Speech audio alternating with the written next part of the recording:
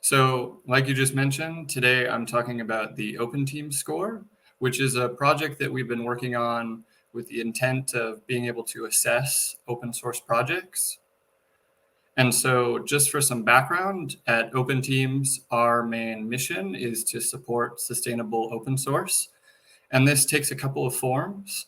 On the one hand, we collaborate with businesses to get finances to support code contributions and community development.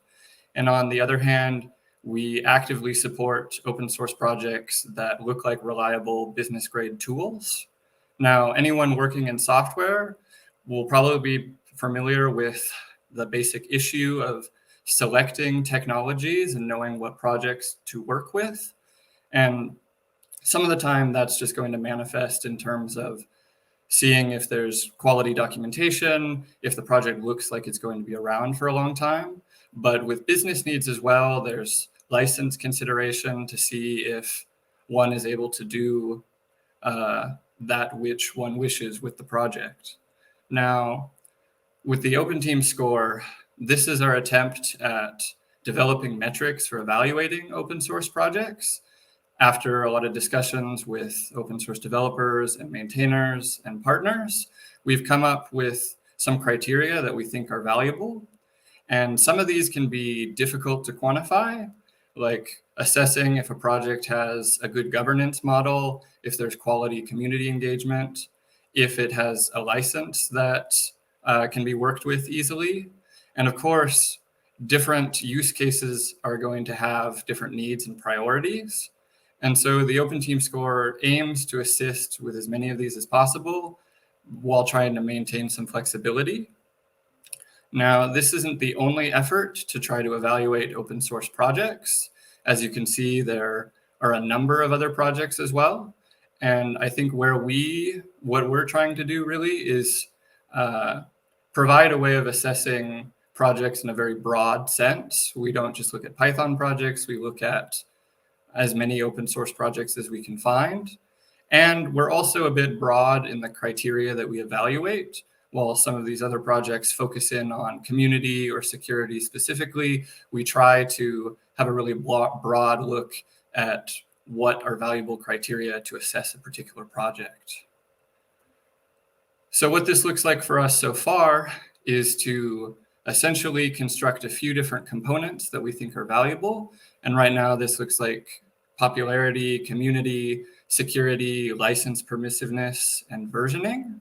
Now, each one of these, we have different data sources that we pull from and different data points within, and we're able to aggregate across these data points to come up with some kind of aggregate score for each component. And the data sources that we include are things like GitHub, different package managers, Twitter, Stack Overflow. As well, we use the security scorecard project to assess security. As an example of what these components can look like, for community, we're pulling in Twitter activity, seeing if there's a lot of questions asked about a particular project on Stack Overflow, whether it has documentation, contributing guidelines, or anything in the repo to suggest there's discussion of governance. And then also some basic activity metrics like weekly commits, open and closed PRs, and issues.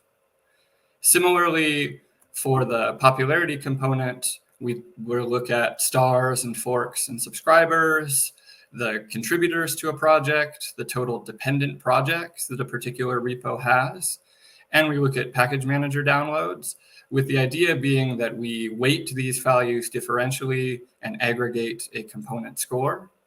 And to give you guys a taste of what this could look like, we put together a small sample of 1,200 projects, and we collected data for them and scored all of these projects.